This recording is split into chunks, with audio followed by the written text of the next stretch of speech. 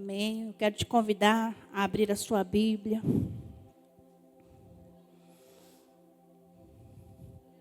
Nós vamos ler alguns versículos aqui.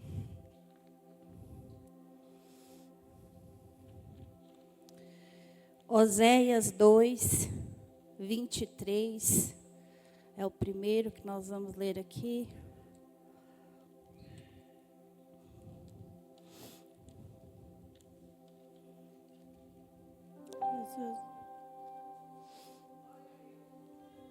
Que a palavra de Deus alcance nosso coração nesta noite.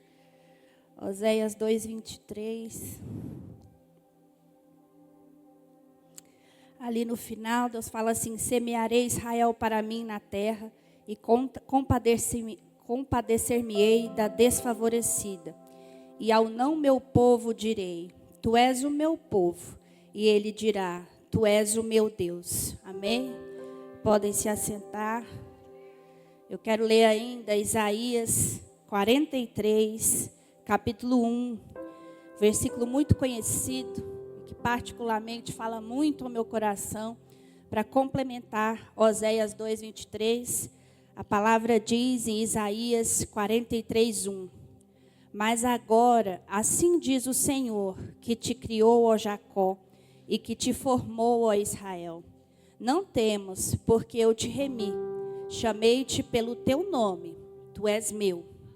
Ainda em 2 Coríntios, capítulo 6, versículo 16, fala assim: eu habitarei e andarei entre eles. Eu serei o seu Deus e eles serão o meu povo.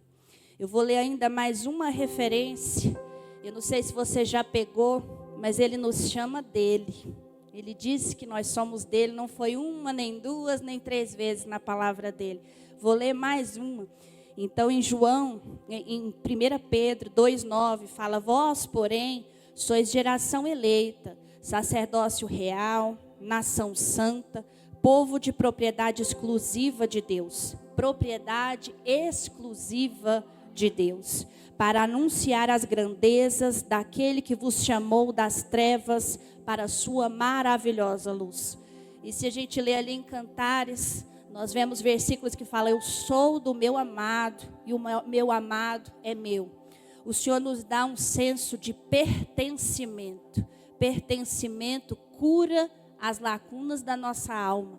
Quanto mais conscientes de cada um desses capítulos que nós lemos aqui, cada um desses versículos nós somos, mais abençoados nós somos, mais prósperos nós somos. Quanto mais você se apropria e quanto mais você declara: eu sou dele, ele é meu, a sua semana é diferente, a sua interação com a presença de Deus, com um culto como esse é outra, vai num outro nível. A forma como você vive é diferente quando você lembra e está consciente, racionalmente, não emocionalmente, mas quando na sua razão você entende e se apropria disso. Eu sou dele e ele é meu. Se Deus é tudo e você o tem, você tem o quê? Tudo. Se Deus é amor e você o tem, você tem amor. Então, quando nós temos Deus, não nos falta nada. Quando o próprio amor te pertence, importa quem não amou? Importa quem deixou de amar? Então, o senso de pertencimento é atacado diariamente. À medida que os nossos filhos vão crescendo, e eu vejo isso na Helena com 2 anos e 7 meses. Ela começa uns vocabulários e eu olho e falo: gente, isso não é meu. Não é daqui de casa essa palavrinha nova. De onde ela tirou isso? E a gente vai vendo coisinhas que eles vão trazendo de fora. Assim é com os filhos de Deus também. À medida que a gente anda por esse mundo e vai vivendo e conhecendo pessoas e vai crescendo, tem umas coisinhas que saem da nossa boca que Deus olha e fala: isso não é seu. Não foi eu que te dei isso aí, não foi eu que te ensinei. Isso é do mundo. Isso não é meu. Por que você está falando isso? Tem coisa que não agrada de ouvir da boca dos nossos filhos. E com Deus é assim também. Às vezes a gente escuta algumas coisas que não pertencem à atmosfera e aos filhos, aos herdeiros, ao sacerdócio real, à nação santa. Quem tem o senso de pertencimento não repete certas palavras que o mundo diz. O pastor, quando ele recolhe aquela ovelha, a gente conhece essa história. E a gente já foi essa ovelha. A ovelhinha que saiu do aprisco, saiu fugida. Imagina aquela bolinha de lã clara, andando por esses pastos afora, caiu na lama, caiu no buraco. Quando o pastor resgatou essa ovelhinha, ele achou tanta coisa grudada nela, que não era dela, que não era para estar ali. E eu acredito que ali mesmo na grama, esse pastor senta e vai tirando aqueles carrapichos, que tudo que ficou ali engastalhado, colado na patinha daquela ovelha. E ele vai tirando aquilo ali, tipo assim, isso aqui não é seu. Isso aqui foi de suas andanças aí, ó, pelo caminho obscuro, pelo caminho errado. Isso não é seu. Eu vou limpar, vou tirar isso aqui porque não é seu. Primeira coisa que fica no coração de uma pessoa que se afasta do caminho de Deus, o primeiro carrapicho que gruda nessa ovelhinha desgarrada, é esquecer do pertencimento. Eu não sou de ninguém, eu não tenho dono, eu estou esquecido, eu estou abandonado. Mentira. E o pastor vai lá e fala, nunca esquecido, nunca abandonado, não sem dono. Você é meu. Você é meu. E à medida que ele vai limpando aquela ovelhinha, ele fala, você é minha ovelha. E você reconhece a minha voz, porque eu sou o seu pastor. Você veio no meu colo a hora que eu te achei. Por quê? Porque você me conhece. Eu sou seu e você é minha. Então isso aí que te falaram, que você é sem dono, sem rumo, sem futuro, é mentira. Você é minha. Então isso, essa falta de pertencimento, faz as pessoas andarem perdidas, desgarradas, soltas. Mas Deus quer reafirmar nesta noite para nós, você tem dono, você é meu e eu sou seu. Não tem nada mais profundo do que essa relação. O mundo hoje ele vem com tanta coisa e vai colando na nossa mente, vai grudando. E o que a gente pensa, a gente fala. O que a gente fala, a gente um dia ora aquilo ali. E aí quando você vê, você está falando para Deus. Tem uma frase que está colada, tem um restaurante famoso que tem essa frase colada. E essa frase está nas redes sociais que fala assim, se não agora, quando? E as pessoas usam essa frase como motivacional. Se não agora, quando? E você pega aquilo para você. Se não agora, quando? E aí você leva aquilo ali para a sua oração. Deus, se não agora, quando? E aí Deus já reconhece, não foi eu que pus essa perguntinha na sua boca. Essa perguntinha não veio de um lugar muito... Da onde veio essa pergunta sua? Se não agora, quando? Essa pergunta não gerou no nosso coração de procedência divina. Porque quando você sabe quem, não importa quando, né? Só que ele se apraz em nós e no relacionamento, e ele responde também essas perguntas que a gente traz lá do mundo.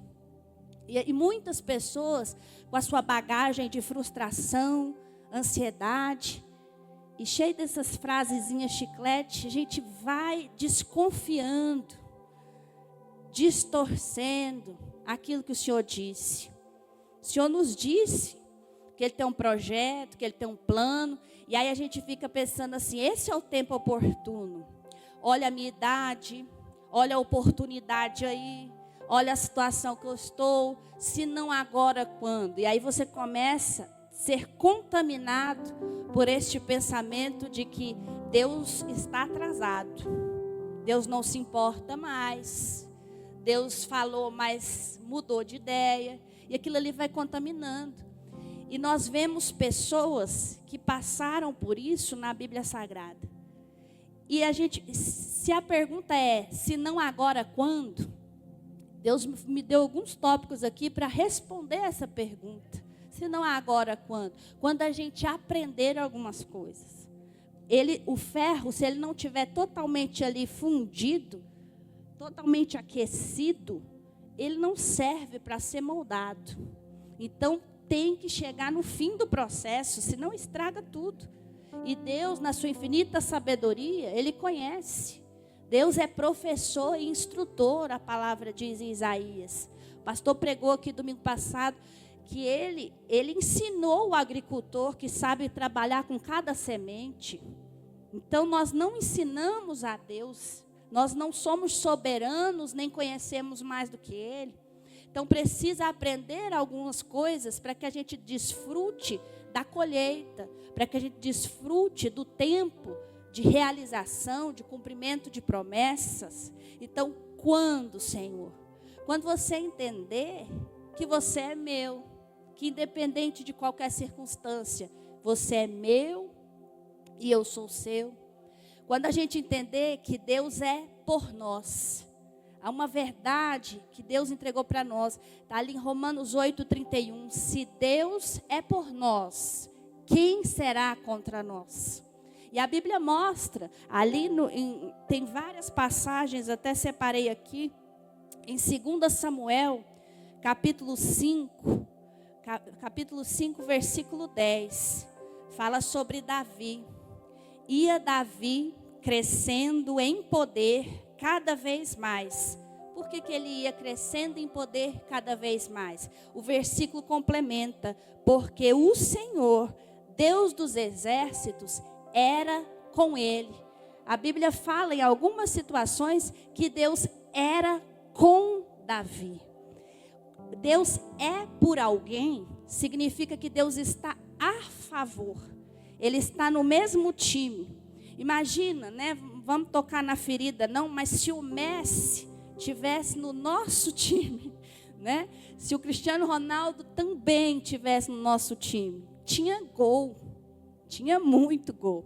Só que aí você pensa assim: se Deus está do meu time, tem vitória, tem realização, tem taça, porque é quem está conosco. Ele não está contra nós, porque se Deus for contra, aí não adianta, não levanta, porque cai. Não vem por um caminho, porque tem que fugir por 7.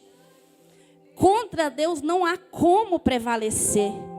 Mas e se Deus te dissesse hoje: eu estou no seu time, eu estou do seu lado. E era Deus com Rayane, e era Deus com o pastor Daniel, e era Deus com o Ricardo, e era Deus com Divina. E ele diz hoje: eu sou por você. Eu estou do seu lado, não contra você. Tem como perder se o Criador dos céus e da terra, se a mão poderosa do Senhor está a nosso favor? Ele é por nós. A Bíblia falou que ela era com Davi. A vida de Davi foi sempre maravilhosa? Não. A vida de Davi teve percalços. E se Davi, lá no meio do pastoreio das ovelhas, quando Deus começou a gerar no coração dele um sonho, aquele sonho que ele não entendia ainda. Imagina o que é gerado no coração de alguém, porque Deus trabalha no querer como no efetuar. As pessoas nascem com um propósito, com missão. Deus tem um chamado e Deus vai despertando aquilo ali já começava a borbulhar no coração de Davi, sem ele entender ainda. Um chamado tão grande como rei, como o filho de Davi é Jesus, é chamado filho de Davi. Davi foi chamado homem segundo o coração de Deus. Tudo isso já borbulhava ali, de uma forma enquanto ele pastoreava ovelhas. Se ele virasse para Deus e falasse: Deus, esse aqui que está queimando, se não agora, quando?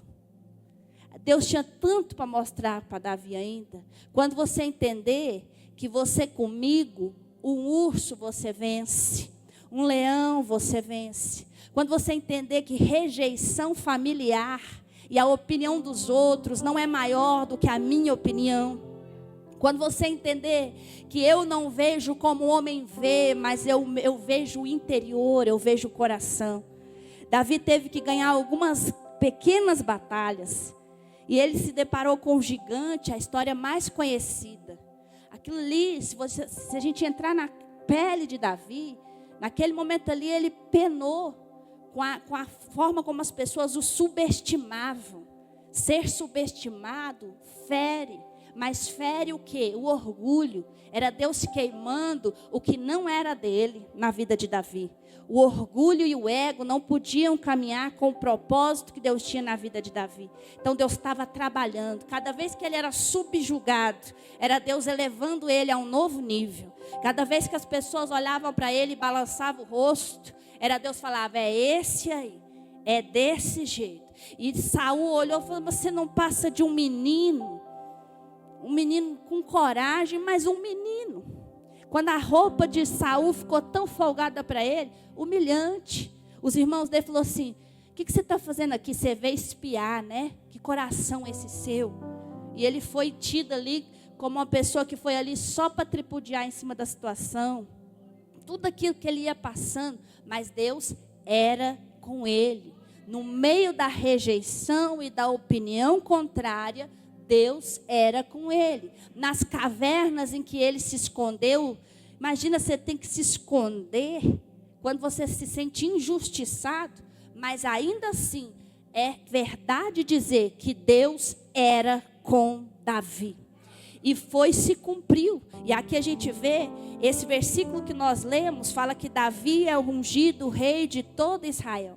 Nessa hora, quando a gente lê esse versículo, falando que Deus era com Davi, quando a gente o vê coroado, você fala, era. Dá para ver que era. Nem sempre vai ser assim, exposto do jeito que a gente gostaria. E é por isso que a gente pergunta, por que não? Se não agora, quando? Porque nem sempre é evidente aos olhos dos homens. Mas Deus está trabalhando. Algumas coisas têm que queimar no fogo consumidor, para que a gente suba a estatura de alguém a quem Ele pode honrar. A Bíblia fala que Naamã recebeu o anel, colocaram ele para andar assim num desfile, e as pessoas iam repetindo, assim se faz a quem o rei deseja honrar.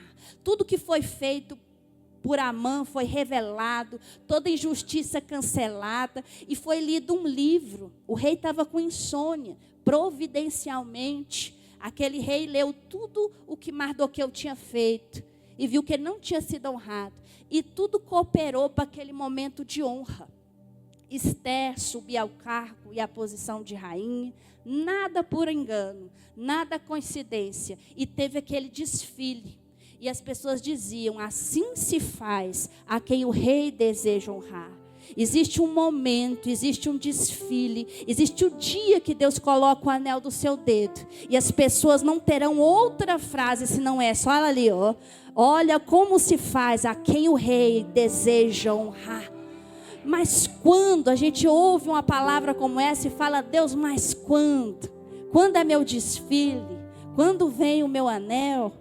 Quando o orgulho não estiver mais em nós. Toda vez que a gente vê Deus levantando alguém poderosamente e honrando alguém, pode ter certeza que Ele já ensinou para aquela pessoa, que no íntimo aquela pessoa já sabe que a glória dele Ele não divide com ninguém. Aquela pessoa já entendeu que o orgulho não vem dele, que o orgulho tem que cair. E essa pessoa entendeu o que é Deus por ela. Deus ser conosco. Deus era com Daniel. E a Bíblia fala que Deus era com Daniel ali em Gênesis 39, com José. Daniel é mais para frente. Aqui fala assim, Gênesis 39, versículo 2. José na casa de Potifar. Fala assim, o Senhor era com José, que veio a ser homem próspero e estava na casa de seu senhor egípcio. E ainda não estamos falando da grande ascensão de José. Mas isso aqui foi logo antes dele ser injustiçado novamente. Mas a Bíblia fala que o Senhor era com José. O Senhor era com ele, deu sonhos para ele. Deu sonhos de grandeza para ele. E ele falou desses sonhos e foi muito mal visto. Nós lemos a história. E ele foi lançado. Imagina a situação que José passou. Se ele não tivesse um senso de pertencimento que Deus foi gerando nele, ele teria definhado. os próprios irmãos o rejeitaram, o venderam, cogitaram matá-lo. Não é pessoa de fora, porque os de dentro dói mais. E o diabo sabe que dói mais. E são esses que o diabo gosta de emprestar umas palavrinhas para eles e falar assim, ó, fala isso aqui para ela, fala isso aqui, porque você falando dói. Se você é mãe, você é pai, humilha ela. Vai ser irmão. E aí levanta as pessoas mais próximas, porque aí a luta é de punhal, é próximo, dói mais. E ali eles falaram assim, ó, você acha que vai ser superior a nós? O que doeu mais foi isso. Foi eles jogarem ele e abrirem mão dele. E aí ele vai para uma terra vendida como escravo. Ele era tão querido pelo pai. Tinha ali a terra onde ele morava. E aí tudo agora desconhecido, ele agora é um escravo. Mas Deus era com ele. Aí a gente aprende, Deus é por nós. Ainda que pareça que não. Ainda na nossa rejeição. Ainda nas situações em que nós nos sentimos preteridos, esquecidos. Não estamos esquecidos. Ele ainda é por nós. E Ele está fazendo alguma coisa. E a Bíblia fala, agindo eu, quem impedirá? A Bíblia fala, bem sei eu que tudo tu podes, e nenhum dos teus pensamentos pode ser impedido. Eu não entendo os teus processos, mas eu me rendo à tua vontade. Isso tem que estar na nossa oração. E eu acredito que José manteve isso no coração dele aceso. Ele sabia que Deus era por ele. Ele continuava falando com Deus. E ali ele foi injustiçado uma outra vez. Que a mulher de Potifar o acusa. E ele, na fidelidade dele, ele estava sendo injustiçado. Injustiça arde, dói, queima. Mas de uma certa forma era limpeza, era processo. Era Deus tirando o que não era dele. Porque para levar para o trono, tem que dar uma limpada antes. Para a ovelha sair dali do momento da fuga e voltar para o aprisco, tem que dar uma limpada nessa ovelha. Tem que tirar tudo que não vem dele. No processo, Deus, se não agora quando? Quando eu limpar. Quando eu tirar tudo que não provém de mim. Quando tudo que não for meu sair da sua boca. Eu não quero mais você falando isso na minha presença. Que não é amado, que não vai conseguir, que não é para você. A Bíblia diz que ele não poupou, logo após fala ali, ó, que se Deus é por nós, quem será contra nós? Rodrigo, coloca aí para nós, tem Romanos 8:31, e nada na Bíblia, nenhuma vírgula, é por acaso. Lá no 31 fala, né? Se Deus é por nós, quem será contra nós? Aí o 32 vem com essa pedrada aqui, ó. Aquele que não poupou o seu próprio filho, mas o entregou por todos nós, como não nos dará graciosamente com ele todas as coisas?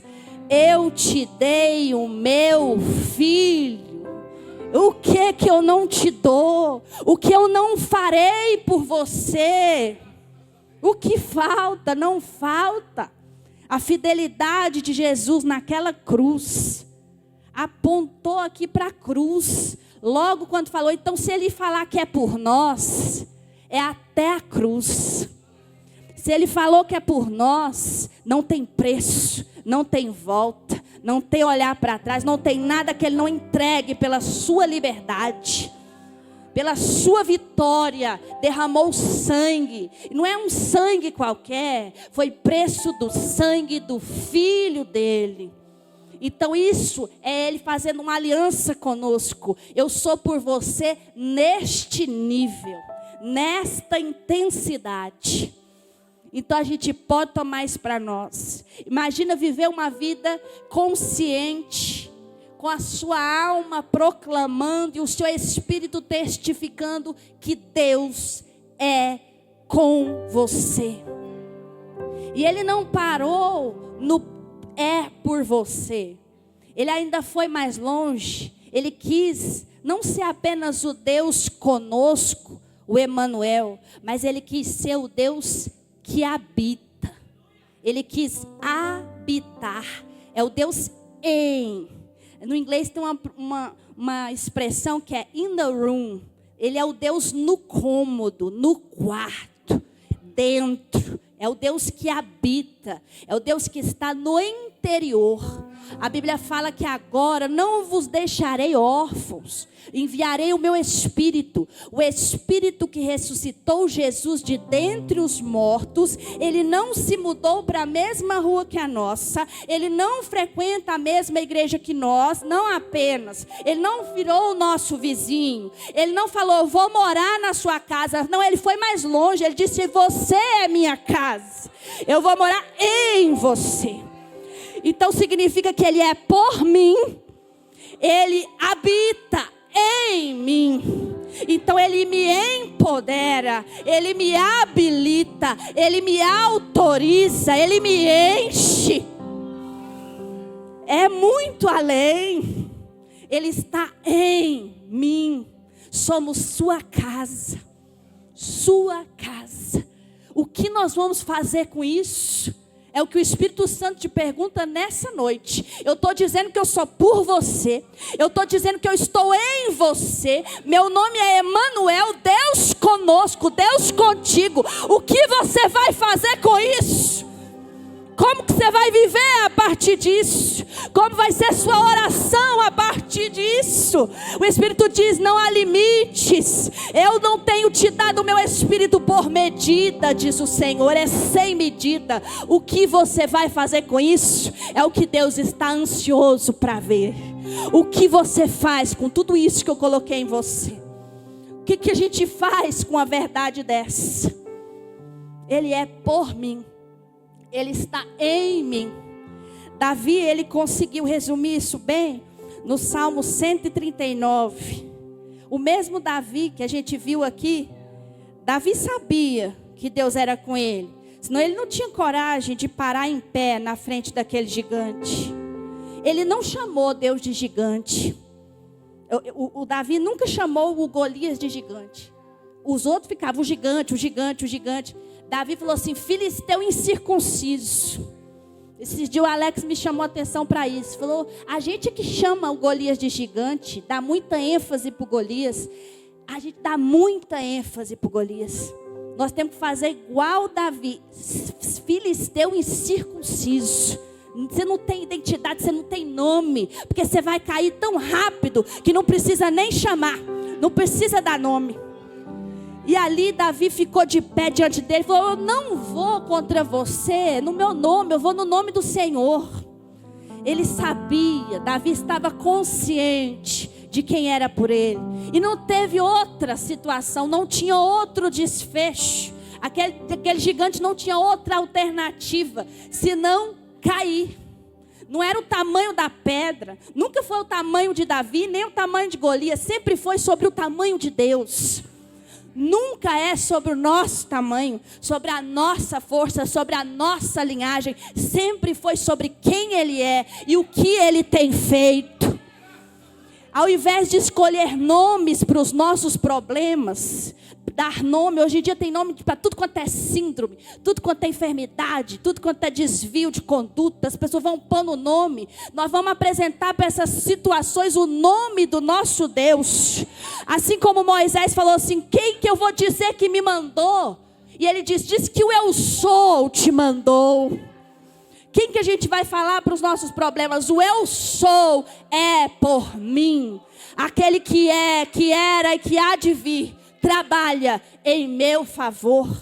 A Bíblia diz que desde a antiguidade não se viu, nem jamais se ouviu de um Deus semelhante a ti.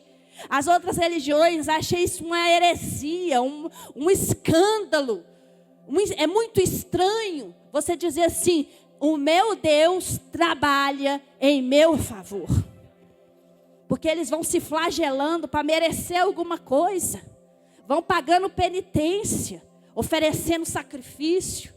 E nós, o nosso Deus verdadeiro, Ele ofereceu o sacrifício. Ele nos amou primeiro. É Ele que nos convidou. É Ele que nos atraiu com misericórdia. E é Ele que trabalha em favor daqueles que nele esperam. Essas experiências de Davi levaram ele a entender o seguinte. Eu vou ler aqui Salmo 139. Foi escrito por Davi. A partir do verso 7. Ele entendeu a profundidade dessa presença. Ele falou assim: para onde me ausentarei do teu espírito? Para onde fugirei da tua face? Se eu subo aos céus, lá estás. Se eu faço a minha cama no mais profundo abismo, lá estás também. Se eu tomo as asas da alvorada e me detenho nos confins dos mares, ainda lá me haverá de guiar a tua mão. E a tua destra me susterá. Se eu digo, as trevas com efeito me encobrirão, e a luz ao redor de mim se fará noite, até as próprias trevas não te serão escuras. As trevas e a luz são a mesma coisa. Pois tu formaste o meu interior, tu me teceste no seio de minha mãe. Davi entendeu que não há um lugar onde o Senhor não esteja com ele. Essa poesia do Salmo 139 é de alguém que Deus foi tirando todo o linguajar mundano de abandono, de falta de paternidade, falta de pertencimento. Tudo ali foi caindo à medida que Davi andava com o Senhor e vivia testemunhos com ele. À medida que Davi foi vendo a pessoa de Deus e tendo relacionamento com ele, Davi entendeu que não há para onde fugir dessa presença. Que não há lugar que essa mão não o alcance. Que a presença é fiel e é constante. Que o amor é leal e é imutável. Então Davi escreve isso aqui. E esse é o tipo de oração que nós vamos fazer. Esse salmo é uma oração que Davi fez à medida que ele entendeu. Então, quando é que a gente vai viver experiências com Deus? Quando você entender, você é dele, ele é por você, com você e está em você. Quando tudo isso fizer tanto sentido para nós, aí a gente vai andar nos lugares altos que a palavra diz. A gente não vai, a ansiedade ela existe. Jesus no Getsêmani, ele suou sangue, veio uma aflição em Jesus, mas vai chegar um ponto na nossa caminhada com o Senhor, e nós aprendemos isso com Jesus naquele jardim, em que a ansiedade pode até abalar a minha carne, mas não vai abalar as estruturas e convicções que eu carrego sobre a presença de Deus comigo. Eu sei que a presença está comigo. O Salmo 73 fala isso. Fala assim, Salmo 73, versículo 23. Todavia, eu estou sempre contigo. Tu me seguras pela minha mão direita. Fala assim, ainda que a minha carne, no 26 fala, ainda que a minha carne e o meu coração desfaleçam. Isso aqui, enquanto a gente estiver na terra, nós estamos sujeitos a nossa carne a ser abalada, o nosso coração desfalecer. Só que aí fala em seguida, Deus é a fortaleza do meu coração e a minha herança para sempre. Deus é meu, Ele é por mim, Ele está aqui. Então, ainda que a ansiedade, as preocupações tentem nos assolar, as lutas venham, existe um momento em que a gente, na caminhada com o Senhor, a gente se torna inabalável na nossa convicção e consciência de que Ele é por nós, não abre mão de nós. A Bíblia fala que nós somos feitura dEle, criados para as boas obras. Então nós não podemos perder a nossa firme certeza de que Ele está aqui, de que Ele está trabalhando por nós, de que está ao nosso favor. Vou dar ainda mais um exemplo da Bíblia, que é o de Daniel. A Bíblia fala lá em Daniel que Deus era com ele e com aqueles jovens que foram ali para aquele exílio. E Deus foi dando para eles espírito de sabedoria. Ali em Daniel, capítulo 1, versículo 9, fala assim, ora, Deus concedeu a Daniel misericórdia e compreensão da parte do chefe dos eunucos. Deus ia intervindo na situação deles ali. Mais na frente, no versículo 17, fala assim: ora, a estes 4 jovens, Deus deu o conhecimento e a inteligência em toda cultura e sabedoria. Mas a Daniel deu inteligência de todas as visões e sonhos. E Deus era com eles em todo aquele momento. E às vezes a gente pode olhar e falar assim: mas esses meninos estão longe de casa, vivendo numa cultura que eles não concordam com nada. São prisioneiros. Não tem como eles voltar para a terra deles. Está tudo acabado. Deus é por eles. Ainda assim, a Bíblia deixa claro: Deus é por eles. E veio libertação a partir de tudo que eles passaram. Se a gente tivesse como entrevistar aqueles jovens que foram jogados na fornalha, assim: Deus é por nós. Eles vão identificar para você e descrever um 4º homem que eles viram dentro daquele fogo. Eles vão falar assim: ele é por nós, até dentro do fogo. Eu vi ele lá, ele estava caminhando com a gente. E se você pensar bem, as cordas se queimaram dentro daquela fornalha. Lembra que a gente está falando desde o início dessa mensagem: tudo que não vem dele vai queimar, vai cair. Aquelas cordas que amarraram aqueles jovens não eram dos jovens, então tinha que queimar naquele fogo. Mas não toca neles não, porque Deus não deixou. Pode aquecer 1, 2, 3, 4, 5, 6, 7 vezes, mas se ele está comigo no fogo, o fogo perde o poder. E ele caminhava, ele é o 4º homem dentro daquela fornalha. Deus era com eles, Deus era por eles. Daniel se inquietou acerca de visões, acerca de situações que ele começou a viver ali.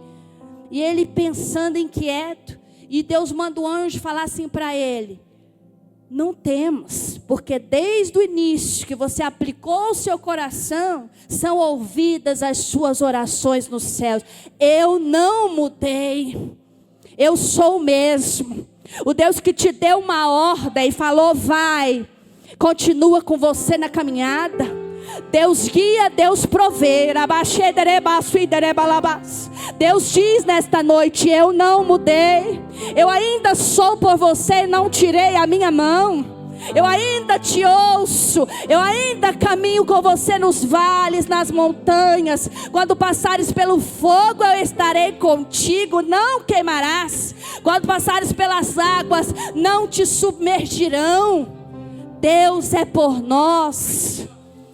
A Bíblia fala: não temas, porque eu sou contigo. Não te assombres, porque eu sou teu Deus. Eu te tomo pela tua mão direita e te digo: não temas, eu te ajudo, diz o Senhor. Ele ainda é por nós. Ainda que pareça tardio, ainda que sejam cavernas. Daniel experimentou cova. Imagina ser lançado injustamente por amor aos momentos com Deus. Ele não parou de orar. E ele foi lançado dentro de uma cova de leões famintos. A única função daqueles leões ali era extermínio, era punição. Porque os leões nasceram para isso. Mas o negócio é que o propósito dos leões foi frustrado, porque o propósito, Daniel não nasceu para morrer na boca daqueles leões. Daniel nasceu para, através daqueles leões, erguer o nome do Senhor lá no alto. Então naquele dia, Daniel viu que Deus era por ele até dentro de uma cova de leões. E ele não precisou crer. Deus foi tão misericordioso que Daniel viu um anjo lá. Daniel viu o anjo lá o tempo todo. Eu tenho certeza que ele teve paz para dormir. E que aqueles leões não foram autorizados nem a rugir. Porque o leão da tribo de Judá rugiu mais alto dentro daquela cova. Deus é por nós. Daniel te diria isso, falando: olha, eu estive com ele dentro de uma cova de leões. E ele não me abandonou ali dentro. Depois a família dos que queriam lançar ele lá dentro foi jogada lá. E a Bíblia deixa aqui para nós uma informação de que antes que eles chegassem ali no fundo da cova, os leões já fizeram serviço lá em cima. Há diferença entre os que servem e os que não servem.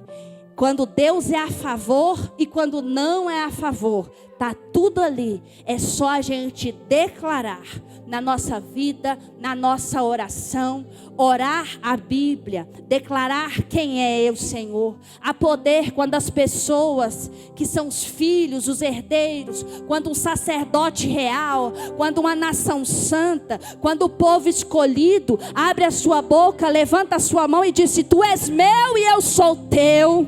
O Senhor é por mim e não contra mim. E eu vou viver esta semana não no meu nome, não na força do meu braço, mas eu vou viver esta semana na força do Senhor. É no nome do Senhor. É com Ele intervindo o tempo todo.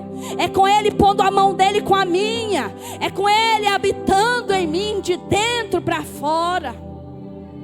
E tudo que não é dele vai queimar na fornalha. E tudo que não é dele vai queimando no processo. O ego vai ficando para trás. A Bíblia fala assim: humilhai-vos debaixo da poderosa mão de Deus, para que a seu tempo vos exalte. Vem o momento de exaltação. A Bíblia tem os momentos de pódio para nós. Deus tem promessa, Deus tem colheita, Deus tem o tempo de cantar. A Bíblia fala: o tempo de cantar chega, mas muita coisa queima no caminho. Muita coisa Deus vai tirando as impurezas, para que seja fino metal, precioso metal nas mãos do Senhor. Então, quando o mundo implantar em nós essa frase mundana, se não agora, quando? A gente já sabe quando. Jesus falou assim: vem a hora em que os verdadeiros adoradores adorarão ao Pai em espírito e em verdade. Que adoração é essa? A hora vem. Que hora é essa? É o tempo de você adorar a Deus, não por quem Ele é, não por quem Ele é, não por aquilo que Ele pode fazer na hora que você quer. Aí às vezes a gente pensa assim: se Deus fizer eu ainda o amo, se não fizer a gente canta. Mas na vida, no dia a dia, a gente se pergunta: cadê Deus? Por que Deus? Aonde o Senhor está? Adoração em espírito e em verdade é quando a gente declara: o Senhor não fez, não está como eu imaginava. É quando você larga a frustração no chão para ter mão livre, para levantar em gratidão. E esse processo é doloroso, mas necessário. Adoração em espírito. O meu espírito testifica que Ele é por mim e trabalha em meu favor. Em verdade, a verdade é: Ele não mudou. Adoração em espírito e em verdade é a adoração de quem entendeu, de quem conheceu o caráter de Deus. Adoração em espírito e em verdade nada tem a ver com circunstâncias, nada tem a ver com vitórias. Adoração em espírito e em verdade não tem a ver com aplauso, com honra. Adoração em espírito e em verdade é uma oração que brota no fundo dos calabouços.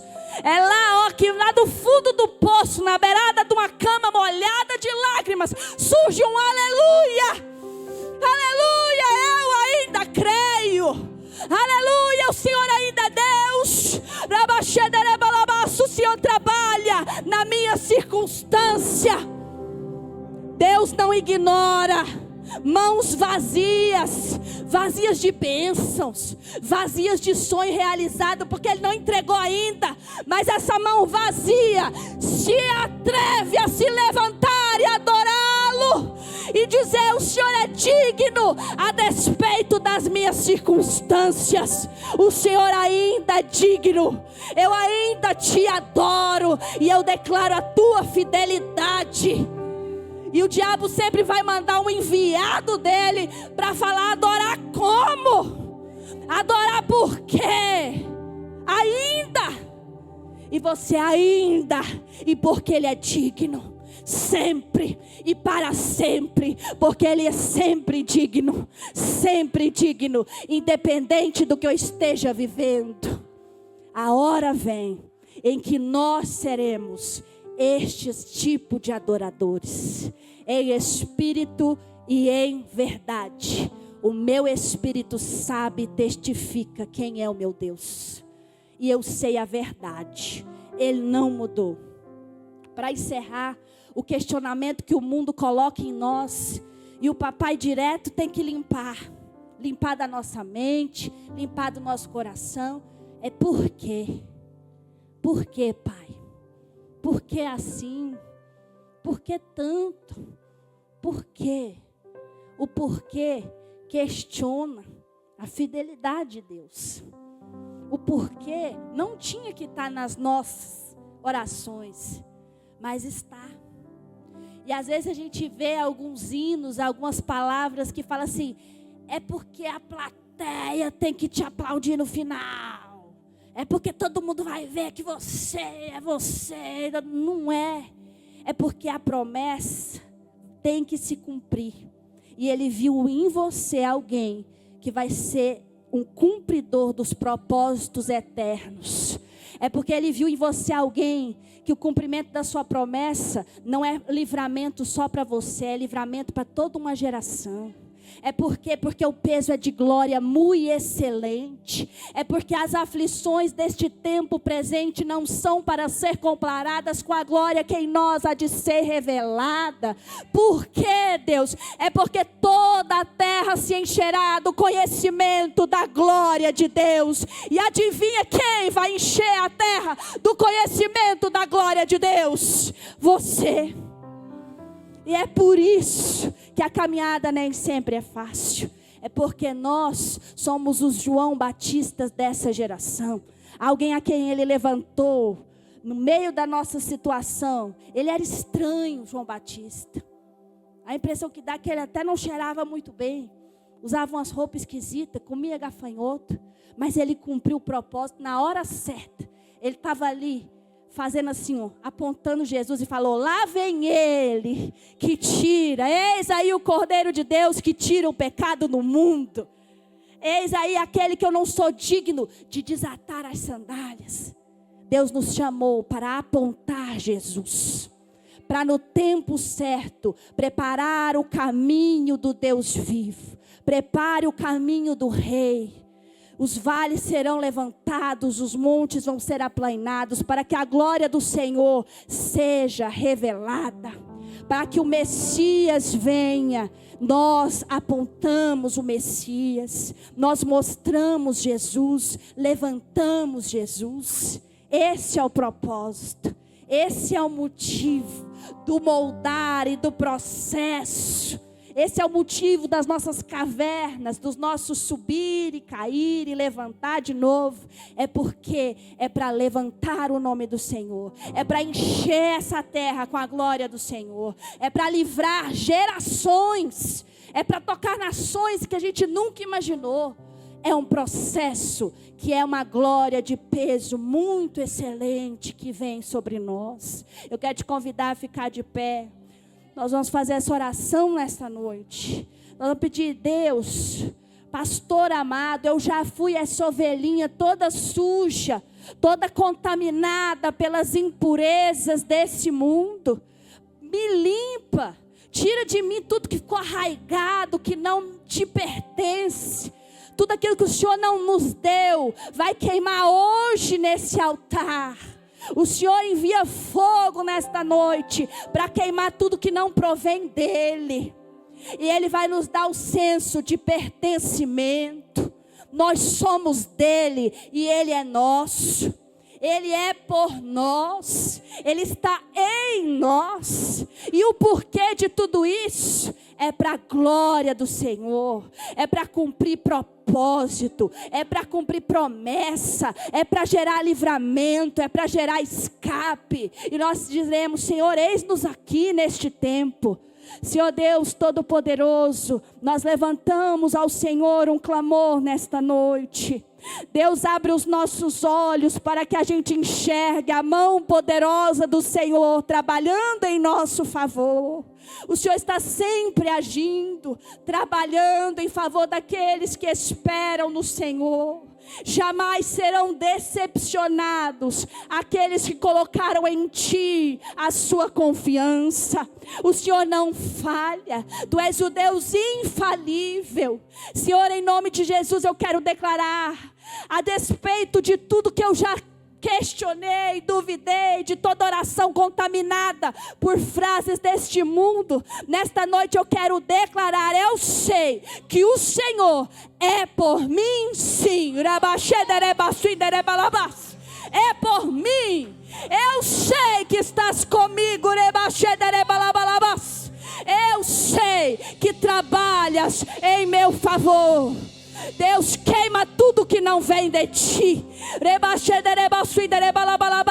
Queima, Senhor, o orgulho. Queima, Senhor, o ego, o espírito da rejeição. O Senhor queima nesta noite o espírito de rejeição, te dizendo: você é meu, eu te escolhi.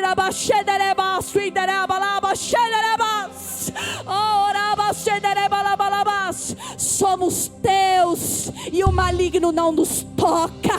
Somos teus e quem ousa nos arrebatar das tuas mãos? Oh Deus, em nome de Jesus, nós queremos declarar que o Senhor é digno da nossa adoração, digno do nosso louvor. Ache em nós adoradores que o adoram em espírito e em verdade. Cria em nós um espírito reto, um coração puro, que declara a majestade do Senhor, sem olhar para as circunstâncias. Quem somos nós para te mostrar um relógio e te dizer é tarde? Tu és soberano. O Senhor tem em tuas mãos toda a ciência e sabedoria. O Senhor é quem diz o tempo. É o Senhor quem declara a hora. Em nome de Jesus, que o nosso coração entenda que o teu propósito é atrair a tua glória, e que a terra se encherá do conhecimento da glória do Senhor. Em nome de Jesus, como os rios correm para o mar, a terra se encherá. E eu quero ser alguém que vai atrair e espalhar a tua glória. Senhor, que sejamos nós cumpridores de promessas, pessoas que trarão livramento e escape para a nossa geração, para a nossa nação. Em nome de Jesus, nós queremos sair deste lugar com a consciência de que eu trouxe a presença e eu levo a presença comigo. Em nome de Jesus nós oramos. Amém.